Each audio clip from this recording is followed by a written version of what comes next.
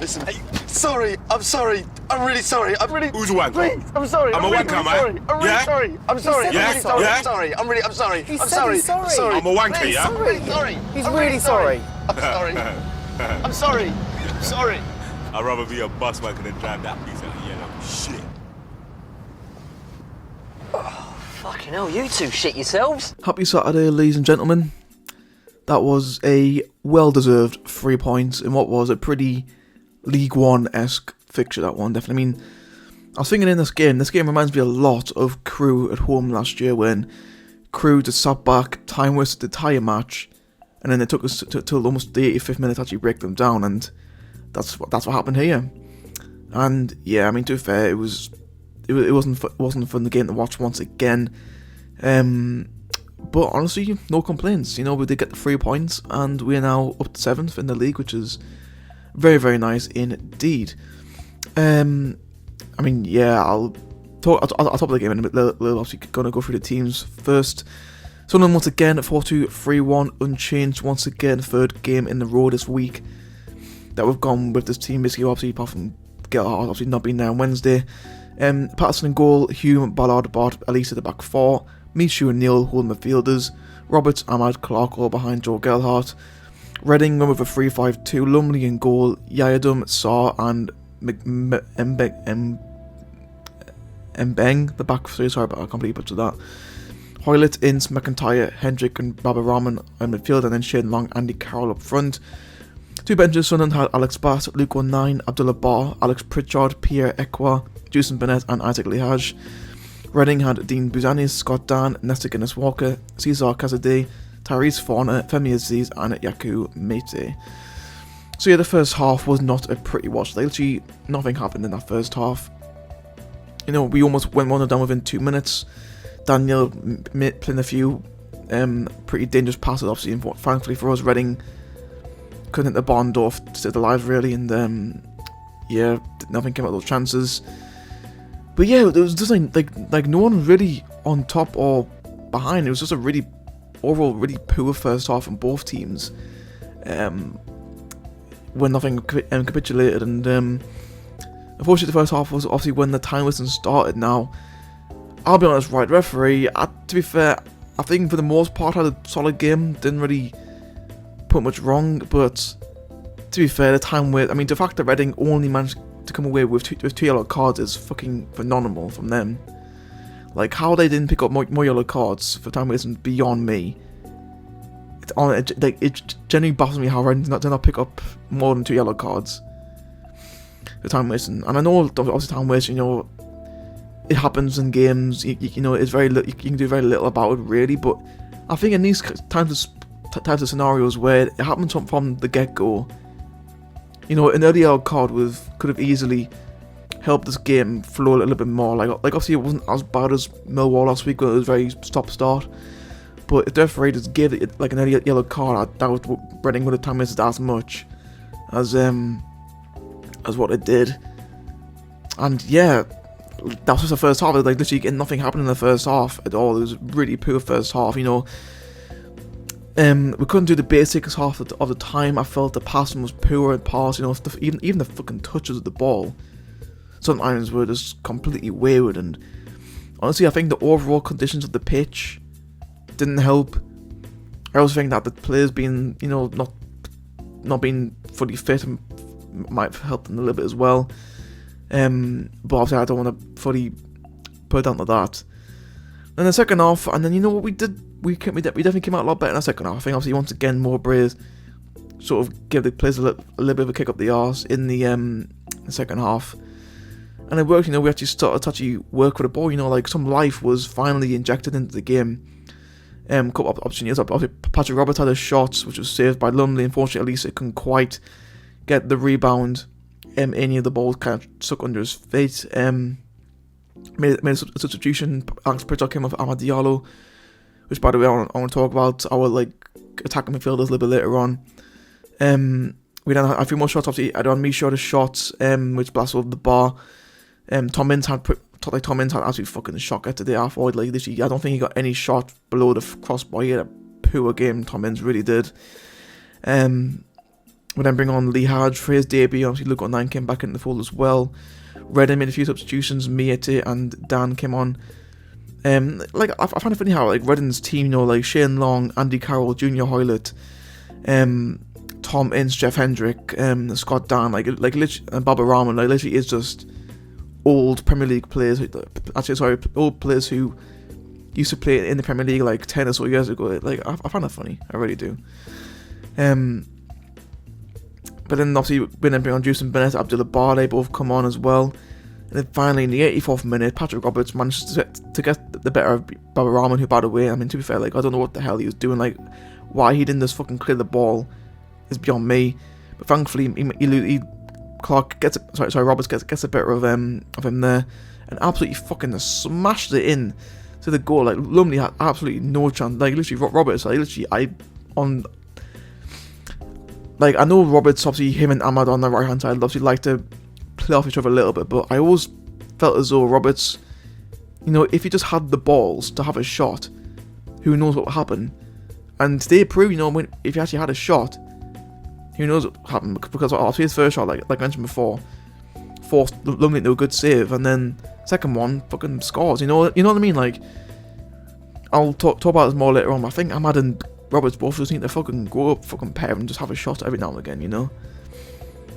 And then from there we saw the game out. You know, Ren didn't really have any clear opportunities in this game. Really, you know, it was a pretty solid from us defensively. And yeah, that was the game. It was like again, really, apart from some spells from us in second half, it was a dead rubber game. It really was, and thankfully we came away with the 3 points. So going back on what I was talking about with like Ahmad and Clark and Roberts. I mean, obviously Roberts ended up having a great game today, but is it time to have that conversation where our attacking midfielders actually aren't as great as what we think they are? Like, I'm not saying that they're bad players, because they're not, but do we overrate them a little bit? Like, again, Roberts, you know, usually doesn't do great, but you know, I think today, something just clicked where in the second half where he actually started to actually take some fucking responsibility and actually try to make some stuff happen, where it's just usually like with him and Ahmad, they play off each other, which at times works great, but against like a team like Reading, like a big physical team like Reading, and against Millwall last week, and against Fulham in midweek, against like a solid Premier League team, it's not always gonna work, is what I'm trying to say. And for me with Ahmad, I like him. I think he definitely has the potential. No, I can't speak. Fucking hell.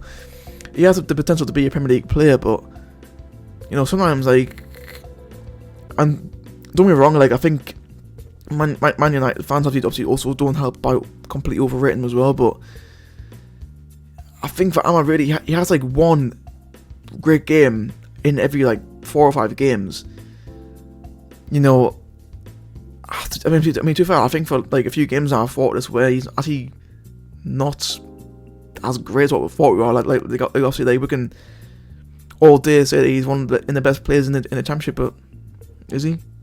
Is he really one of the best players in the championship? I know I'm probably gonna have some people disagree with this one, but I just think it's just one that like he just has like at the moment anyway. He's just like a 1 in 5 type player at the moment, and for me, he needs he just needs to fucking grow some balls and just try and just go for it. Like, don't try to just pass the ball around the box. Just fucking go for it.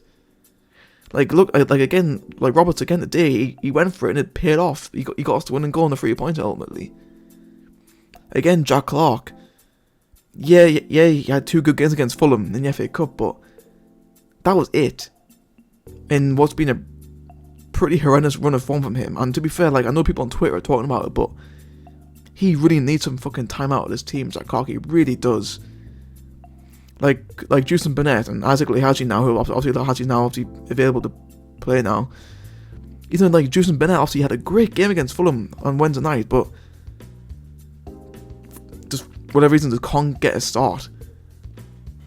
And you know, like, I don't hate Jack Clark at all, I really don't. Like I do think, like, when he is at his best, he is fantastic, but when do we ever see that these days? And I really do believe he just needs some time out of the team, you know, just to regain his confidence And not me just serves as a massive kick in the arse, because once again he's had a really mediocre game, and he's probably going to be starting on Tuesday night against QPR. I don't know. Like, again, I might be alone in this one, but I just genuinely believe he needs some time out of the team, and someone like Bennett or Lahaj, who, to be fair, like Lahaj when he came on, I thought he had a great game. Lahaj when he came on, albeit it was for like 20 minutes. Really do like the look of him. But again, that might just be me. But yeah, overall, in the end, they deserved 3 points, and no complaints from me. Obviously, keep your away. Again, another massive opportunity to take 3 points against a really out of form team who I think they won one league game in the last 15 now, because they lost to Millwall today. Yeah, again, another big opportunity to take 3 points from them. In terms of player ratings, I think for Patterson, I'm going to give him a 7. You know, did what he had to do, and to be fair, I think for the first time in a while, actually looked really confident in his box, which is like great to see. Hume, Ballard, Bard, and Lisa, I'm going to give them all 7s as well. I think overall a really solid showing from them at the end. To be fair, compared to what it was on Wednesday night, when I'll be honest, I was really critical of our defence on Wednesday night, but today they looked much better. Me struggling to give a 6.5. I thought he had a solid game, didn't really do anything outstanding. Dan Neil, to be fair, like, I thought he actually was starting to get a lot better, but today I just didn't think he had a great game, in all honesty. Robertson, I'm going to give him my man of the match an 8 rating. Great stuff from him today. And Madden Clark, I'm going to give them both 6s. Again, I've already made my feelings clear about them too. And Joel Gale, I'll give him a 6 as well. He's still new, he's still trying to get in the team, but games are starting to run out, and he needs to get, and to be fair, he's only here until the end of the season, but he really needs to try and get involved a bit more in the games. I mean, and like, I know he has been tracking back obviously a few times, you know, playing, like, obviously moving out wide to the wing, but we really need to get him like moulded in that target man strike, which he clearly isn't. And yeah, that's going to be, and I think the substitutes, I'll give Pritchard a rating, because I think he was actually the only one on the out the subs who actually made a decent impact. I'll give Pritchard a 6.5. Before he had a great impact. Not going to rate the other substitutes because they just weren't on long enough, really, in my opinion. But that was going to be it for today's video. Hope you guys did enjoy it. If you did, then be sure to leave a like, and if you are new, then feel free to subscribe, and also turn on the notification bell to be notified whenever I upload a video. Next video won't be keep your match review, because obviously I won't be doing that because midweek. So next weekend in our home game against who the fuck will play next weekend? 1 second, because like fucking Frankie mentioned I had a game on the home game next weekend. I can't believe I forgot who it was. It is against Bristol City, which to be fair, they've been picking up some good form. So. And just one there, and also I thought I'll probably should mention now, I am going to the Rotherham match away after the Bristol City game, so I might make I might try and do a better job at making a vlog for that one. Like, I know for the Huddersfield game I didn't really make a vlog as such, but I am going to try to do a little bit for that one. But yeah, that's it for me. Hope you guys enjoyed. I'll see you next time.